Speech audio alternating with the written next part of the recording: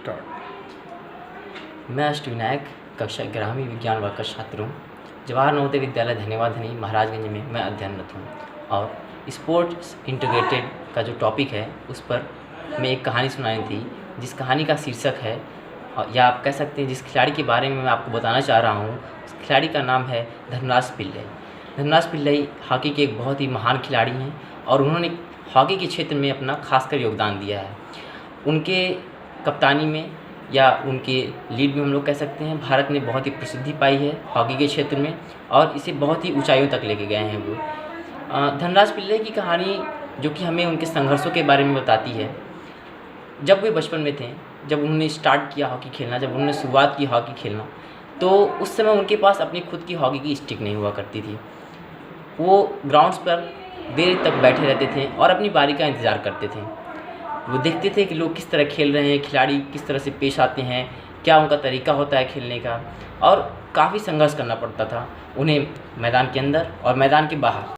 उन्होंने यह बात ख़ास तौर से अपने एक साक्षात्कार में कही थी कि उन्हें मैदान के अंदर जितना संघर्ष करना पड़ता है उतना ही संघर्ष वो मैदान के बाहर करते हैं।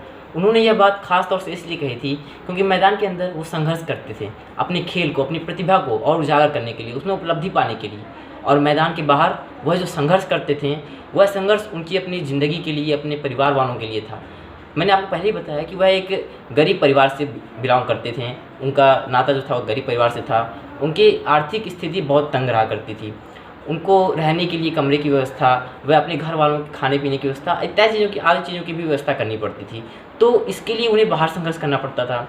इस तरह से उनके एक बड़े भाई थे जो रमेश, वो भी हॉकी के खिलाड़ी थे। उनके ज़रिए ये हॉकी में आए और फिर जब उनका नेशनल में सिलेक्शन हो गया तो धर्मराज पिल्लई जी को अपना पहला हॉकी का स्टिक मिला। वो बताते हैं कि वो बहुत खुश थे जब उन्हें पहला हॉकी का स्टिक मिला। वो हॉकी की स्टिक बहुत अच्छी तो नहीं थी, लेकिन वो इनके लिए बहुत ही इसलिए क्योंकि यह उनकी खुद की पहली हॉकी स्टिक थी और वह खुद की जो वह भावना होती है जो हमें मिलती है वह बहुत प्रसन्नतादायक होती है, हमें अंदर से प्रसन्नता देती है। इस तरह वे बहुत सी संघर्षों के बाद जब हॉकी में आए तो वे बताते हैं कि वो किस तरह से भारत की कप्तानी की है। बहुत सारे खेलों में उन्होंने भारत की कप्तानी की और भारत को बहुत ही ऊंचाइयों तक ले गए। बहुत सारे मैच में उन्होंने भारत को विजय दिलाई और फिर उसके बाद वो एक ऐसे खिलाड़ी थे जिन्होंने 4 ओलंपिक्स, 4 एशियाई खेलों, वे अधिकतर ऐसे सारे खेलों में पार्टिसिपेट किया जिसमें शायद ही कोई खिलाड़ी अपने एक पूरे कैरियर में पार्टिसिपेट कर पाता है। उन्हें राजीव गांधी खेल रत्न पुरस्कार से 1999 और 2000 के बीच में सम्मानित किया गया। उन्हें पद्मश्री सम्मान से भी सम्मानित किया गया। वे यह सम्मान पा करके बोलते हैं कि यह जो सम्मान मैं पा रहा हूँ यह मेरे संघर्षों का ही एक टर्निंग पॉइंट है। मैं जो जितना संघर्ष मैंने किया है यह सब उन्हीं का नतीजा है। संघर्ष करने के बाद व्यक्ति जब अंदर से खूब ऊंचाई तक पहुँच जाता है, वह बाहर से लोगों को देखता है, लोगों को समझता है, तो उसके बाद जो उसे सम्मान मिलती है याद आता है कि उसने जो संघर्ष किया है वह कितना बहुत ही महत्वपूर्ण था उसकी ज़िंदगी का। और यह भी वो कहते हैं या आप कह सकते हैं कि केवल एक जो छात्र की प्रतिभा होती है वह आप यह नहीं कह सकते केवल वह पढ़ाई में ही अच्छा हो सकता है कोई छात्र पढ़ाई में थोड़ा कमज़ोर हो, वह खेल में अच्छा हो। तो ज़रूरी नहीं है कि एक छात्र जो पढ़ाई में थोड़ा कमज़ोर है वो उसकी ज़िंदगी का कोई बहुत ही अच्छा रिजल्ट नहीं होने वाला है, आप यह नहीं कह सकते हैं।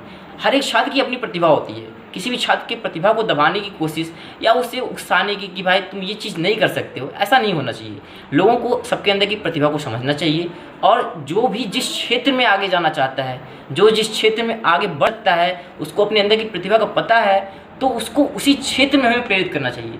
अब अगर हम लोग किसी एक खिलाड़ी से कहें कि आज आप खेलना छोड़ करके आकर के कोई और काम करो तो शायद वह काम बेहतर रूप से नहीं कर पाएगा। ऐसा इसीलिए है क्योंकि उसके अंदर वह कार्य करने की प्रतिभा बहुत ज़्यादा है और उसको उस क्षेत्र में भेजने से वह हमारे देश का नाम, अपना नाम, सबका नाम रोशन कर सकता है। तो हमें किसी के भी ऊपर किसी भी तरह का प्रेशर या किसी भी तरह का लोगों के ऊपर जिम्मेदारी या आप कह सकते हैं ऐसे चीज़ नहीं थोपना चाहिए जिससे वह अपनी प्रतिभा को भूल करके दूसरी चीज़ों के बारे में जानना चाहे लेकिन वह उस चीज़ में उतना आगे जा नहीं सकेगा।